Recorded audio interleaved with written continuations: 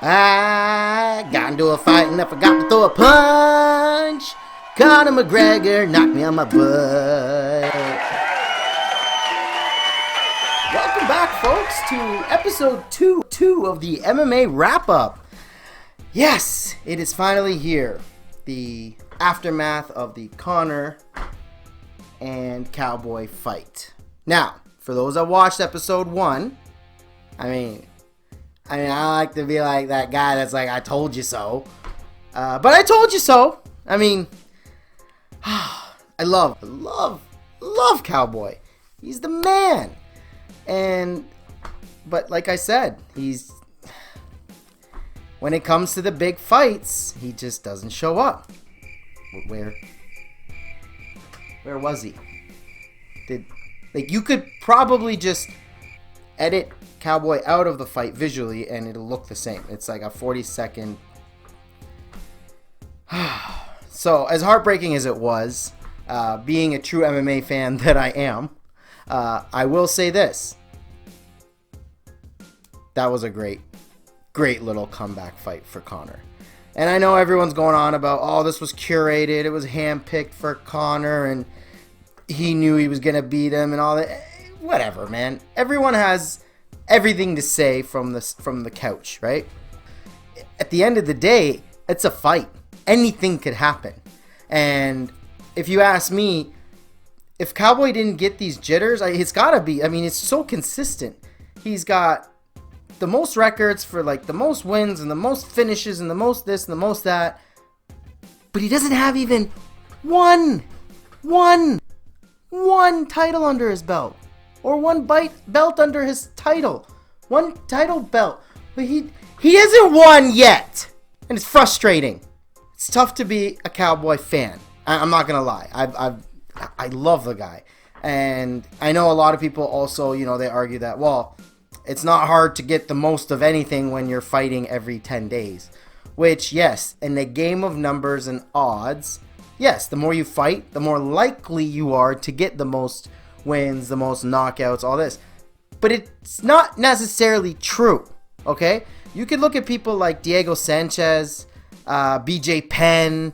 Just look at those guys and see how long they've been around, how many fights they've had, and they don't have these records. I hate the rhetoric that's going around that he fights so often that's the only reason that he has so many. No. He's a great fighter. He comes to fight and he brings it. But that pressure is something else, and no one, unless you've been in it, can speak on it. You don't know what that feeling's like. You don't know what it's like to get in there and have that roar of the crowd and the lights and the announcer shouting your name in blue corner or red corner. I can't even imagine. Like, just the anxiety I get whenever I have to pee in a bathroom where the mirror's right in front of the toilet, where I can see myself, just that alone, I'm like,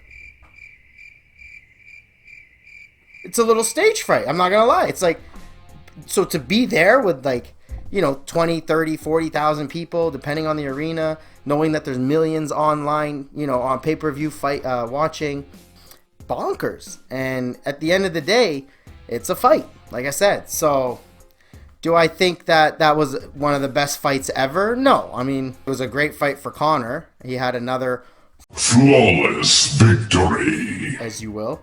But if you look at his fight against Aldo, he did that even faster, and that was 13 seconds.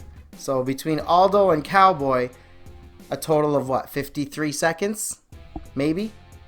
So that's pretty impressive.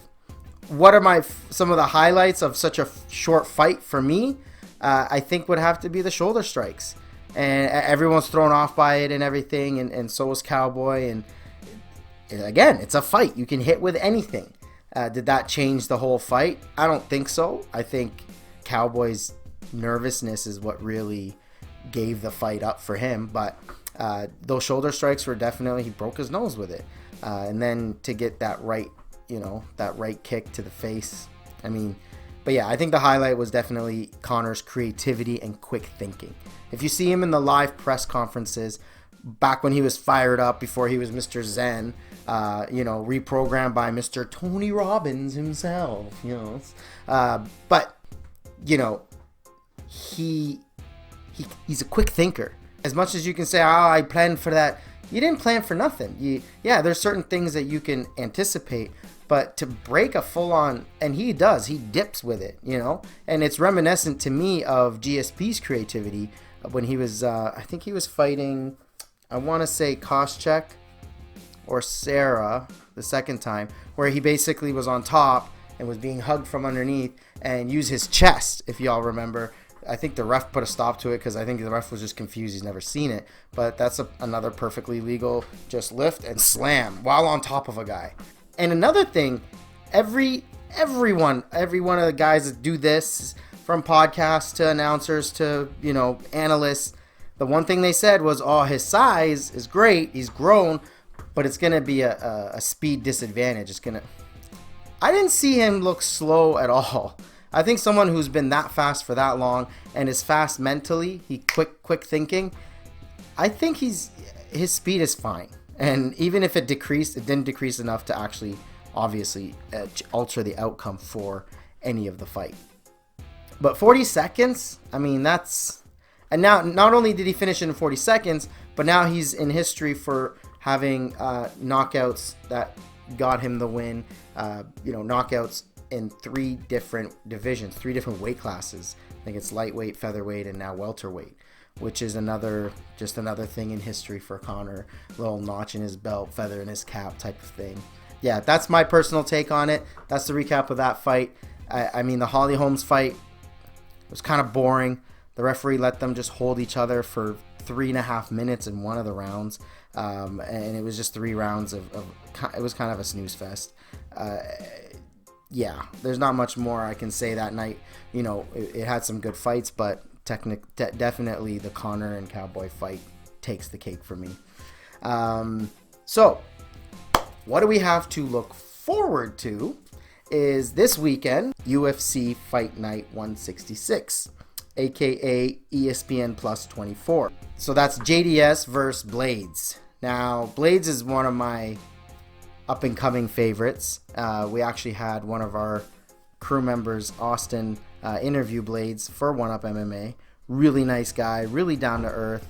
And even in his last interview regarding, who he wants to see win, he answered it pretty honestly. He said, I don't want to see DC win because he'll just hold on to the belt longer and milk it and maybe start up with John Jones again, and they'll go back and forth, who's the real champ, and you did drugs, and it's just going to be a whole hoopla.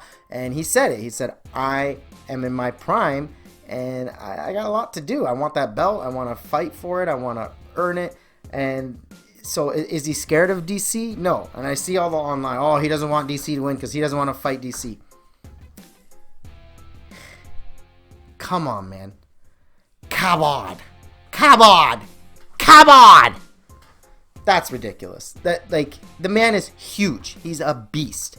As far as JDS is concerned, he was honestly one of my favorite heavyweights back in the day. When him and Velasquez had that thing going, and Velasquez came in and he took him out in a matter of seconds, and then Velasquez came back and just bloodied up JDS for 5 rounds, and the ref just, I don't think I've seen anyone fight like that, really. JDS was like a zombie. Like, if you ever see Junior like in interviews, and then you look at him in that fight, it's like 2 different people. It's crazy. But nonetheless, that's neither here nor there. So my point is, yes, Junior Dos Santos is one of my favorites, my classic favorites, He's a veteran of the sport. He's beaten anyone there is to beat. He's lost to certain people that, are iconic. So it's not like his losses are something to sneeze at. But he's done a lot in the sport. He's had the belt for a while, and I think he is another one that's in the winters of his career. He's not putting the W's up there, and I think if you're going to ask me for my prediction on this fight, I would say, it sounds kind of easy and lazy for me to say this, but I think Blades is just going to take him down and bury elbows after elbow after elbow after elbow after elbow into his face. over and over and over and over and over and over and over and over and over and over again. But anyways, I think that's what's going to happen. Blaydes is just so long. He's so young. He's so athletic. I know Junior's not he's not something to sneeze at on the ground, but he's definitely, like I said, he's getting a little older. And to be honest, I haven't seen too much from JDS that's made me think, oh man, this guy's making a resurgence. He's really, really coming back. So that's my prediction on that. But if you guys want to see the rest of my predictions and the rest of the boys at 1Up MMA, we post our fight picks, our staff picks, for you guys to check out. And it'll be on 1UpMMA.com. Obviously, we're on Facebook, Twitter, Instagram, all that fun stuff. So check us out there for the rest of our fight picks for this weekend. Now I'm going to give you what I like to call another segment called the sleeper fight pick. Me and the boys are always having this discussion in our little chat groups there. Who's the fight that no one's really talking about that could take the spotlight, that could win fight of the night, that could just be one of our favorite fights? And we call those sleepers because y'all sleeping on them. So my official sleeper fight pick for tomorrow night is the Townsend and Lewis fight. I think that's going to be a banger. And the reason people are sleeping on them is because, these guys don't have crazy records. They're not crazy famous. And it's, on paper, it doesn't look like it's going to be much. So that concludes episode 2 of the MMA recap. I am your humble and gracious host, E. And I hope you join me for episode 3. Again, remember, comment, DM us with topics, ideas, things you want to see on the show. It's a very new thing that we're doing, so we're open for ideas and obviously taking requests, as well as follow us on Instagram, Twitter, Facebook, all that fun stuff. And don't forget to visit our website. Be nice to see you at the website. Okay. Thanks, guys. Toodles.